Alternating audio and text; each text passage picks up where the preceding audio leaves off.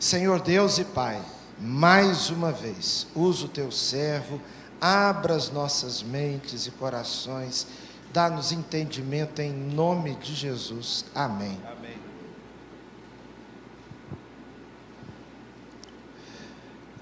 Bom dia, igreja. A graça e a paz do nosso Senhor e Salvador Jesus Cristo. Como diz o poema de Charles Chaplin, que Roberto Carlos acabou fazendo música, emoções são muitas, tantas, desde ontem. E somar esse púlpito também é motivo de muita emoção, porque foi aqui onde eu aceitei Jesus como meu Salvador. Aqui também onde fui consagrado ao ministério, fui enviado primeiro ao seminário nos anos 80. E aí eu agradeço a Deus pela visão dessa igreja. Eu sou o 7º filho da irmã Bila, né? E sou o Genivaldo. Muitos me conheceram por outro nome, e até pela vestimenta. Durante 8 anos da minha vida eu usei uma só roupa, que era um macacão, e por isso a vara, vocês perceberam que quando ela olhou para mim, acho que foi o que mais apanhei, que mais fui disciplinado, né? E eu louvo a Deus pela visão dessa igreja, porque naquele tempo, mesmo assim, ela acreditou na chamada de Deus para a minha vida e me enviou para o Seminário do Sul. E do Seminário do Sul eu fui para o Espírito Santo, a princípio Cachoeira de Itapemirim, e hoje na Primeira Igreja Batista em Vila Velha. Já se passaram 33 anos que estou, né? Então eu agradeço muito a essa igreja pelo amor e pela visão que a igreja tem do reino de Deus. Agradeço ao pastor João Emílio.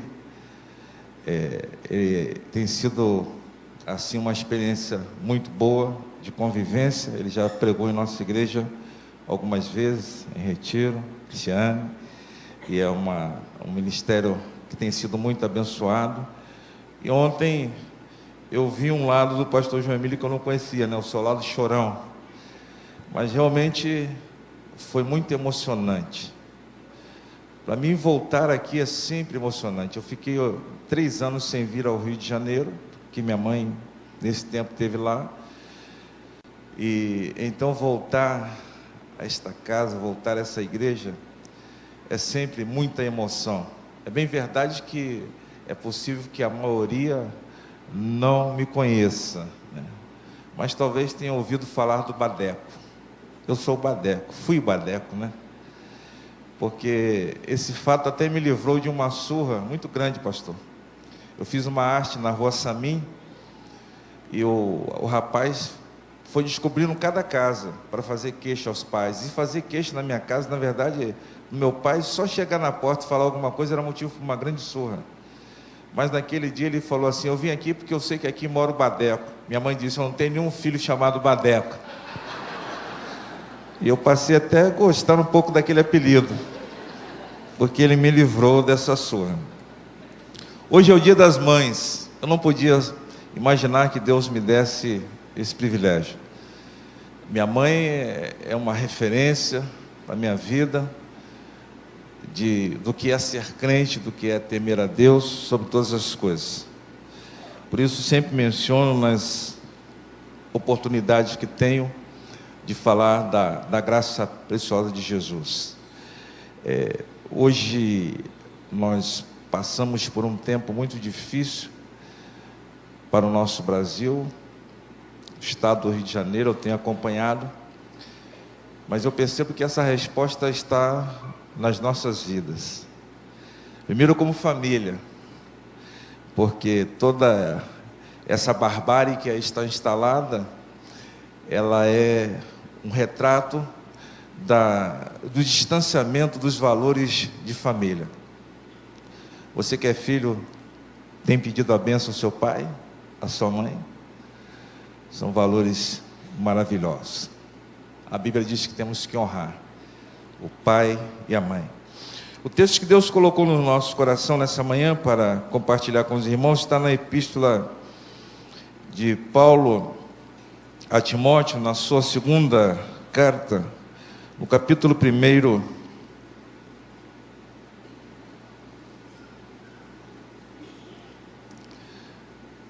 assim diz o texto: Paulo, apóstolo de Jesus Cristo, pela vontade de Deus, segundo a promessa da vida que está em Cristo Jesus, a Timóteo, meu amado filho, graça, misericórdia e paz da parte de Deus, Pai, e da de Cristo Jesus, nosso Senhor. Dou graças a Deus, a quem desde os meus antepassados sirvo com uma consciência pura, de que sem cessar faço memória de ti nas minhas orações, noite e dia, desejando muito ver-te, lembrando-me das tuas lágrimas para me encher de gozo, trazendo à memória a fé não fingida que em ti há, a qual habitou primeiro em tua avó Lóide e em tua mãe Eunice, e estou certo que também habita em ti, por cujo motivo te lembro que despertes o dom de Deus que existe em ti pela imposição das minhas mãos, porque Deus não nos deu um espírito de temor, mas de fortaleza, de amor e de moderação. Portanto, não te envergonhes do testemunho de nosso Senhor, nem de mim, que sou prisioneiro seu. Antes participa das aflições do Evangelho, segundo o poder de Deus, que nos salvou e chamou com uma santa vocação, não segundo as nossas obras, mas segundo o seu próprio propósito, a graça que nos foi dada em Cristo Jesus antes dos tempos dos séculos, e que é manifesta agora pela aparição do nosso Salvador Jesus Cristo, o qual aboliu a morte e trouxe luz e vida e incorrupção pelo Evangelho, para o que fui constituído pregador, apóstolo e doutor dos gentios, por cuja causa padeço também isto, mas não me envergonho, porque estou certo que é poderoso. Sei quem tenho crido. É poderoso para guardar o meu depósito até aquele dia. Conserva o modelo das sãs palavras que de mim tens ouvido, na fé, no amor que é em Cristo Jesus. Guarda o bom depósito pelo Espírito Santo que habita em nós. Deus habita em mim, Deus habita em ti. Amém?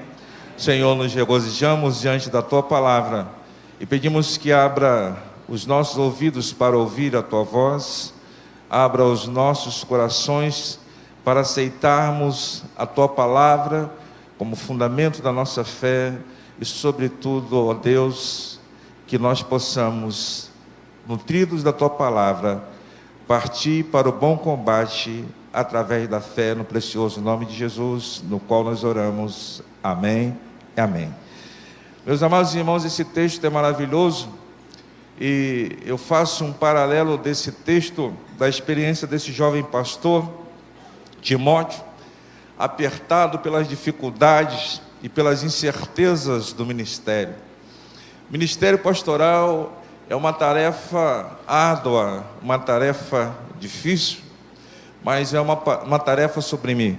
Billy Graham, que teve a oportunidade de ser convocado à disputa da presidência dos Estados Unidos, ele disse que não se rebaixaria, porque ele já era embaixador do Senhor Jesus.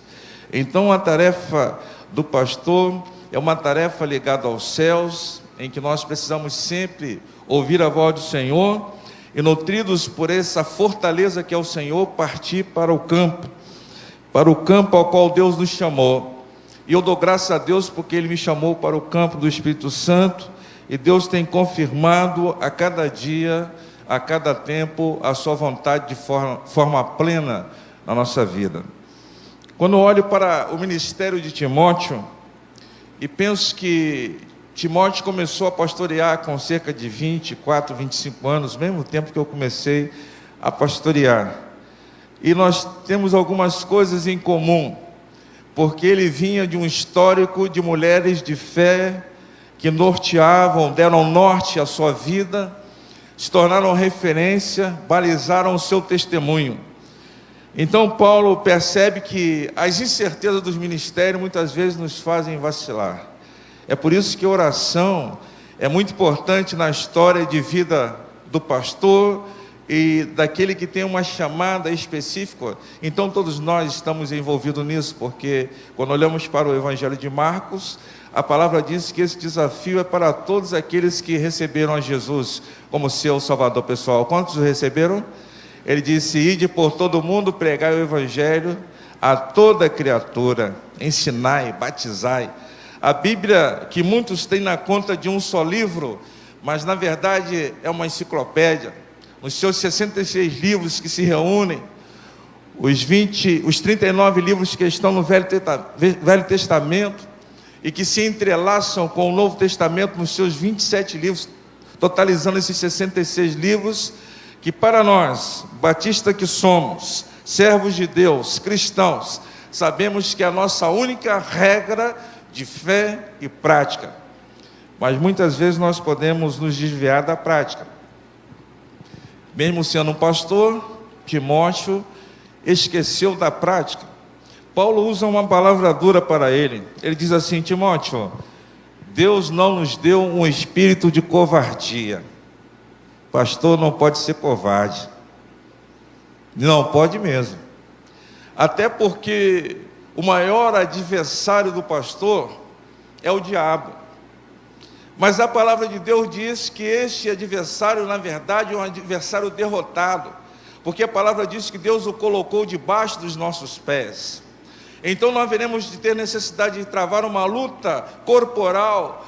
Paulo diz que a nossa luta não é carnal, mas sim é uma luta espiritual. Fico pensando então que o grande adversário do pastor é ele mesmo. O grande adversário que eu tenho sou eu mesmo, o meu eu.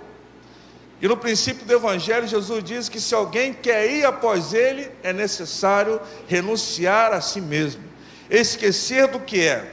Martin Luther King, certa vez, expressou que ele ainda não era aquilo que ele queria ser, ainda não era aquilo que Deus queria que ele fosse, mas ele tinha uma consciência clara e plena, como pastor batista, de que ele não era mais aquilo que ele era antes, porque a sua vida já havia sido mudada por Jesus.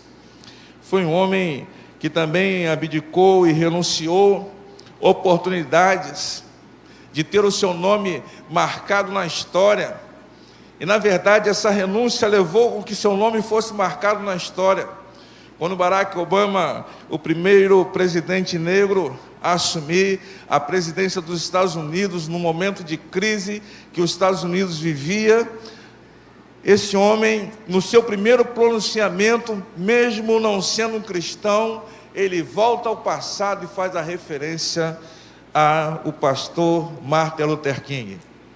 Aquele pastor que pregou e viveu acreditando nos seus sonhos, que como filho de pastor, esse sonho começa na sua história de vida, no momento em que o seu pai, que tinha o costume de presentear o filho no dia do aniversário, e no dia do seu aniversário leva até uma sapataria, mas naquele tempo não era permitido que os negros entrassem pela porta da frente da sapataria.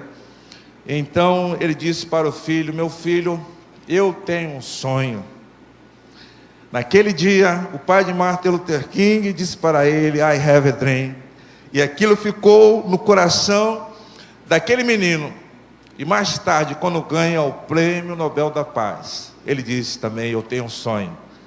E ele diz: os homens aprenderam a voar como pássaro, aprenderam a nadar como peixe, mas eu sonho que eles aprendam a se relacionar como irmãos. E aqui está, meus amados irmãos, o fundamento daquele sonho, a igreja do Senhor Jesus. Martin Luther King foi pastor de uma igreja de pouco mais de 200 membros, uma igreja ativa, que valorizou o seu ministério, que acompanhou a sua vida.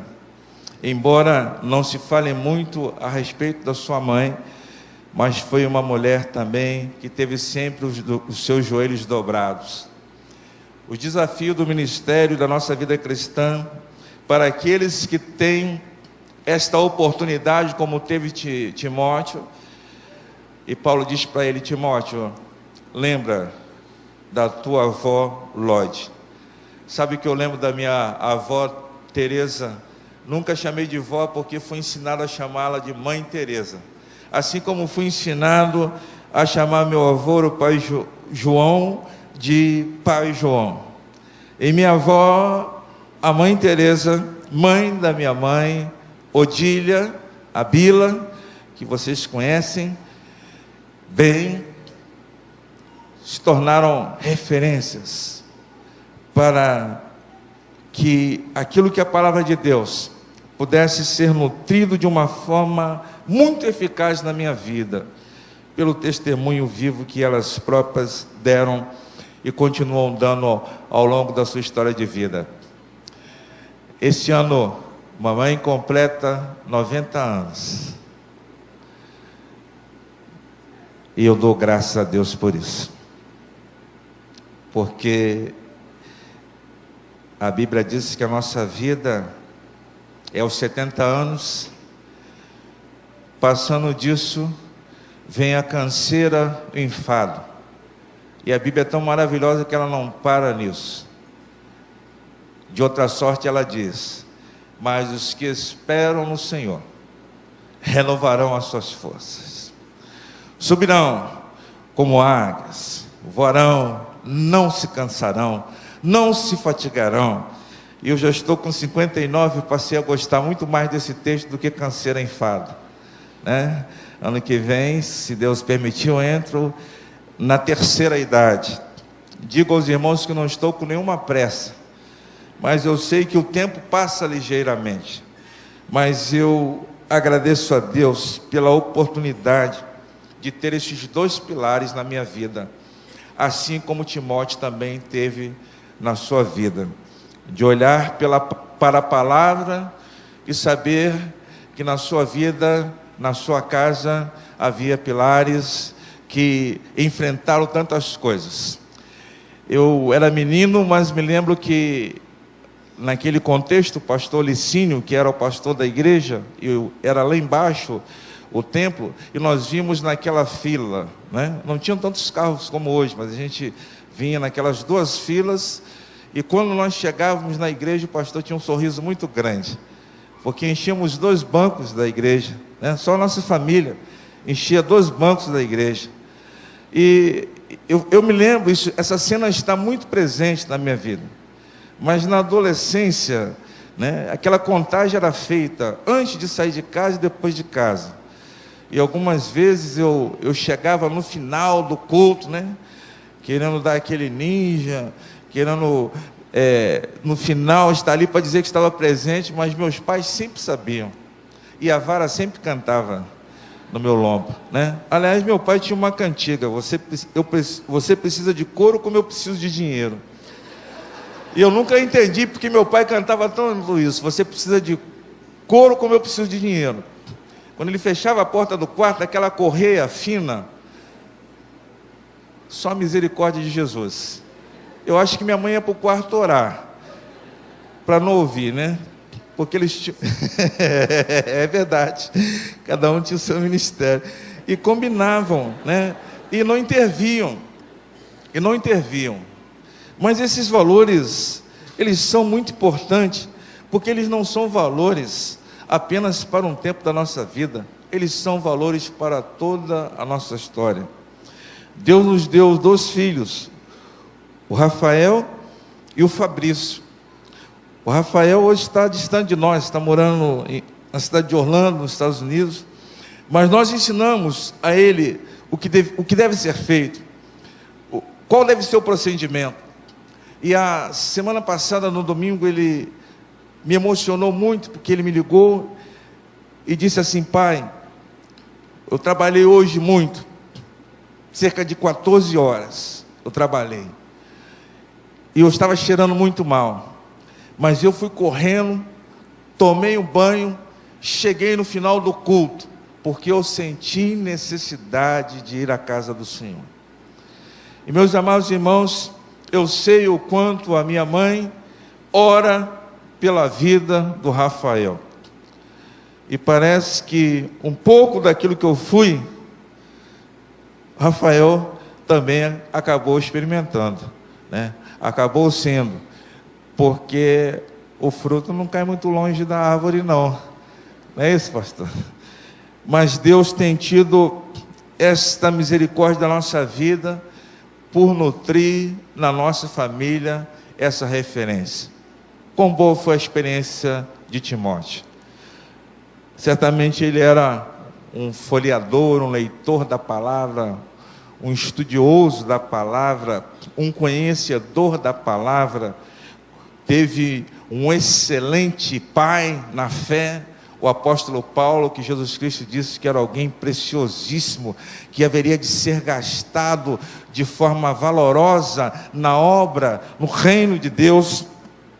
Mas este homem teve um tempo de insegurança, e Paulo traz a ele novamente a visão da palavra viva, no testemunho da sua avó Lode, no testemunho da sua mãe Eunice. Sou grato a Deus, porque embora não havia uma combinação prévia com o pastor João Emílio para esse dia das mães, para esse tempo estarmos aqui, mas essa combinação já havia acontecido nos céus, para testemunho da glória de Deus.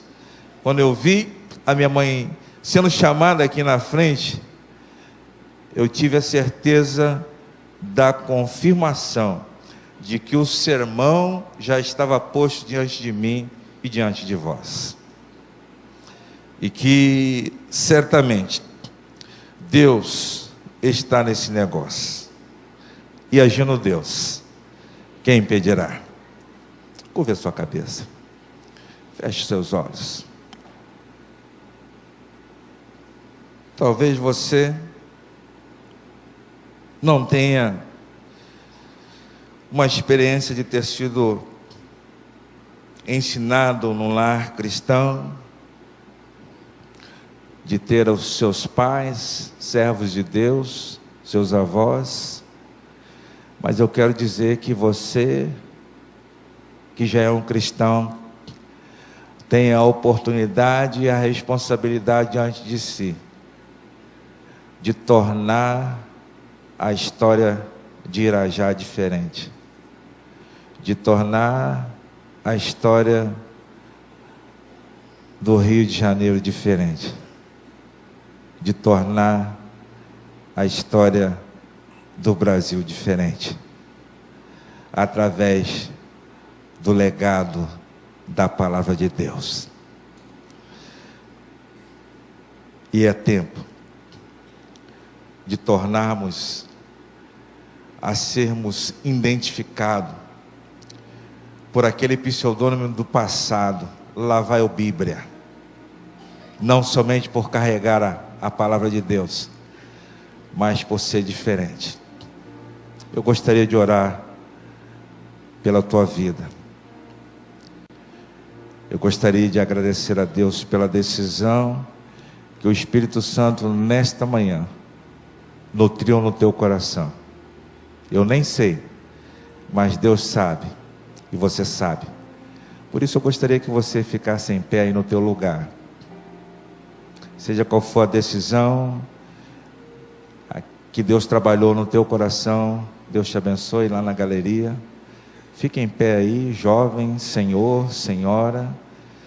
A área da vida que Deus trabalhou, Deus abençoe, Deus abençoe. Deus te abençoe. É um tempo de Deus.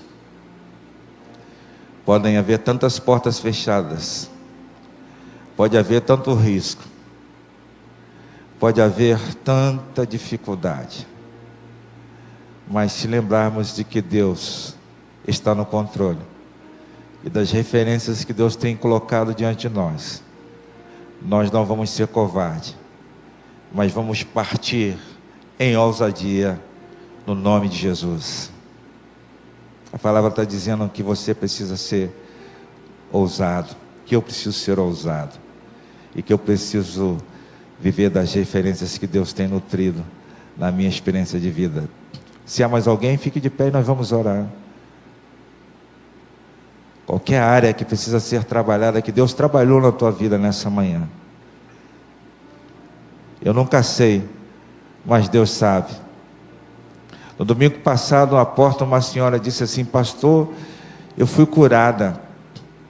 E eu disse para ela: glória a Deus, porque eu creio que Jesus sempre cura, sempre Ele faz essa obra, mesmo que as pessoas não me digam à porta, mesmo que eu não fique sabendo, mas Jesus continua fazendo a boa obra nos nossos corações, na nossa vida. Quem sabe alguém nessa manhã que decidiu tomar a decisão mais importante de abrir o seu coração para Jesus, encontrar a paz de forma definitiva. Se alguém assim, fique de pé também aí, no seu lugar, declarando nessa manhã que você está abrindo o seu coração e a sua vida para que Jesus reine no teu coração, na tua vida, na tua casa, na tua família. Nós vamos orar ao Senhor. Gostaria de chamar o pastor João Emílio. Senhor Deus e Pai, o Senhor sabe o que faz com que cada pessoa fique em pé, e o Senhor sabe também aqueles que não estão em pé, aquilo que está passando na alma, na mente. Nós pedimos, Senhor Deus, que o Senhor estabeleça tua vontade, que o Senhor nos ajude, e que o Senhor use essa palavra, este momento aqui, para entrar para as nossas vidas como algo, Senhor Deus, definitivo. Nós oramos em nome de Jesus, agradecendo a vida do teu servo, pedindo sobre ele, sobre a esposa, os filhos, a igreja lá em Vila Velha, a tua mais rica bênção.